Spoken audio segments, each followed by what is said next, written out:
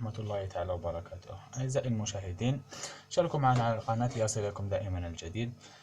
بسم الله، نبدأ على بركة الله. في الموضوع تاعنا تاع اليوم راح نتكلموا على مرض الطائر، وفي فصل الشتاء خاصة يسموه زوكا، مرض بالبرد.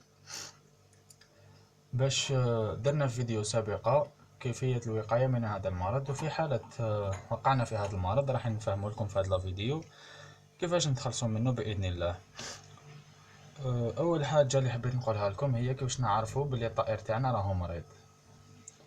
كما راكم تشوفوا الطائر في حالته العاديه يكون واقف فوق لاباغات، ياكل من المونجوار، هذا يروح للمونجوار، يروح للمشربيه، يكون في حاله جيده. نشوفوا نلاحظوا النشاط تاعو، الحركه تاعو.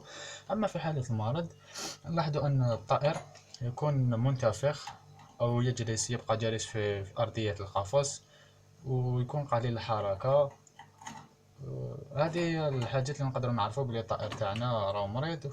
وفي حالة أنه لاحظنا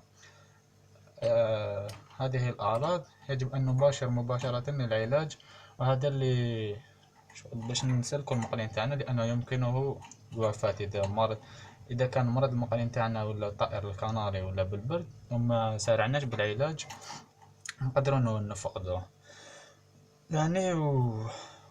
الحاجة اللي راح نستعملوها هي حاجة طبيعية، يعني ما كاش اللي راح يخاف، ما راح نستعملوا حتى دواء ولا حتى دواء كيميائي، ولا راح نستعملوا دواء طبيعي اللي راح يتكون من القارص، الثوم وملعقة عسل. نبدأ على بركة الله.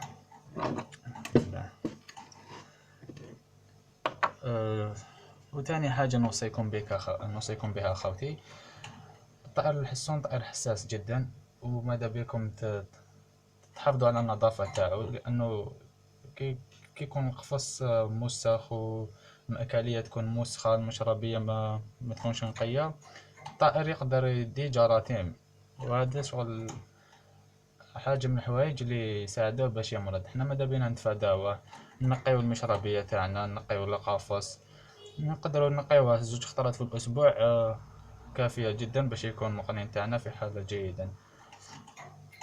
هاي كما قلنا ناخذ نصف حبة ثوم نضعها في المشربية، ناخذ هذا عسل حر، ناخذ ملعقة،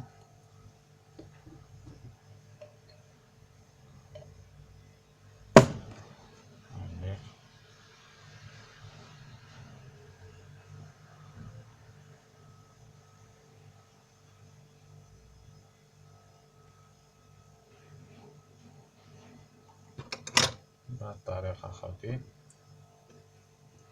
ونضيف 4 قطرات من الليمون، 1 2 3 4.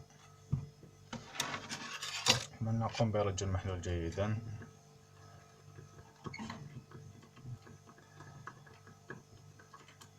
ثاني حاجة نوصيكم بها قبل ما نقدموا هذا المحلول، هذا الخليط، لازم الطائر تاعنا نكونوا عطشناه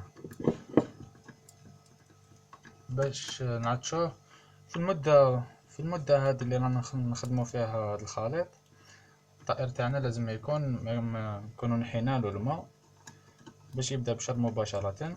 وهذا المحلول نقدموه في حالة المرض، نقدموه لمدة 4 أيام متتالية، ويمكننا استعماله ثاني للوقاية من المرض، لأنه كما راكم تشوفوا ماهوش مكون، ما كانش حاجة تضر الطائر.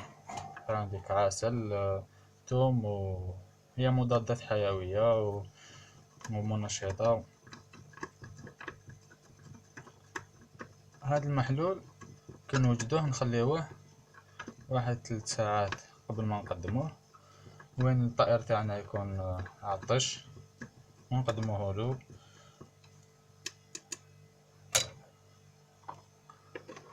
هاوليك المحلول تاعنا نقدموه للطائر لمدة كما قلت لكم لمدة 4 أيام في حالة المرض، وإن شاء الله يتعافى الطائر بإذن الله. مبقى لي غير نقول لكم في الآخر شكرا على حسن المتابعة والإصغاء، ونتمنى تكونوا استفدتوا معنا بهذا الفيديو، ونتلاقاو في فيديو واحد آخر إن شاء الله بمعلومات جديدة.